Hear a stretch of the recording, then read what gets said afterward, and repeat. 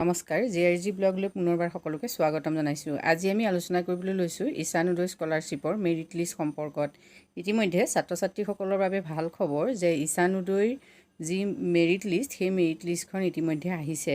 যিসকল ছাত্ৰ ছাত্ৰীয়ে 2022-23 চনৰ ঈশান উদয় স্কলাৰশ্বিপৰ বাবে আবেদন কৰিছিল সেই ছাত্ৰ ছাত্ৰীসকলে মেৰিট লিষ্টত নিজৰ নামটো আছেনে নাই সেই সম্পৰ্কে চাব পাৰিব। যদি তেওঁলোকৰ নাম আছে তেতিয়াহ'লে তেওঁলোকলৈ এনেকৈ আহিব, চোৱা তোমালোকে ৱেলকাম এনেকৈ তোমালোকৰ নামটো দি আহিব আৰু ইয়াৰ পাছত তোমালোকৰ এপ্লিকেশ্যন আইডি সহ সকলোখিনি থাকিব।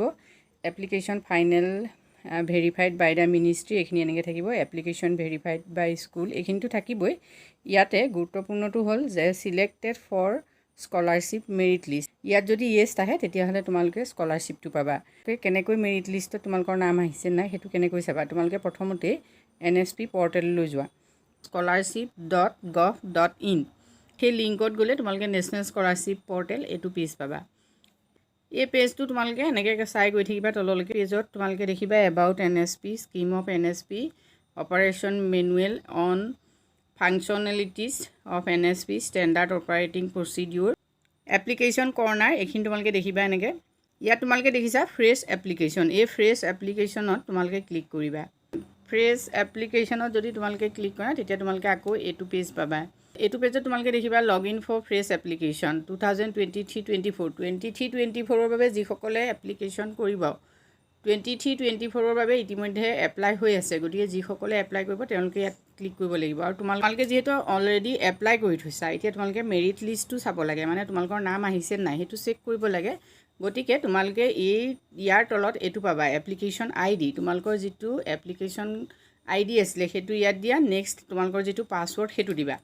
এতিয়া পাছৱৰ্ড দিয়াৰ পাছত তোমালোকে ইমেজ কেপচা, অডিঅ' কেপচা এই দুটা থাকিব। ইয়াতে তোমালোকে ইমেজ কেপচা দিব পাৰা। Next enter the text as shown in the image এইখিনি তোমালোকে দেখিছা এনেকৈ তোমালোকে ফিল আপ কৰিব লাগিব।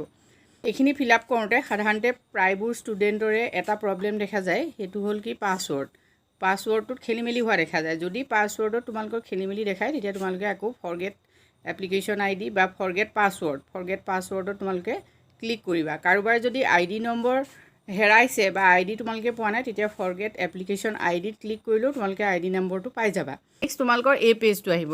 এইটো পেজত তোমালোকে দেখিবা যে selected for scholarship merit list, এই যিটো selected for scholarship merit list দেখিছা ইয়াত য়েছ ন' একো অহা নাই। এতিয়া এই ষ্টুডেণ্টগৰাকীৰ 73% আছিলে, ইতিমধ্যে 71 পোৱা ষ্টুডেণ্টৰো মেৰিট লিষ্টত নাম আহিছে বুলি গম পোৱা গৈছে। এতিয়া 74ৰটো আহিছে ষ্টুডেণ্টৰ, গতিকে এনেধৰণৰ যিসকল ষ্টুডেণ্ট আছে তেওঁলোকে অপেক্ষা কৰিব লাগিব। যিহেতু ঈশান উদয় স্কলাৰশ্বিপটো নৰ্থ ইষ্টৰ 10,000 ষ্টুডেণ্টক দিয়া হয়, গতিকে পৰ্যায়ক্ৰমে এই লিষ্টখন ফিল আপ কৰা হয়। প্ৰথমতে নাহিলেও পিছত মেৰিট লিষ্টত নাম আহিব পাৰে, গতিকে ষ্টুডেণ্টসকল হতাশ নহয়, অপেক্ষা কৰিব লাগে। তোমালোকে যিসকলে ভিডিঅ'টো চাই আছা তোমালোকৰ কিমান পাৰ্চেণ্টেজত ইয়াত য়েছ আহিছে তোমালোকে কমেণ্ট কৰি জনাবলৈ নাপাহৰিবা। আজিলৈ ইমানেই, ধন্যবাদ।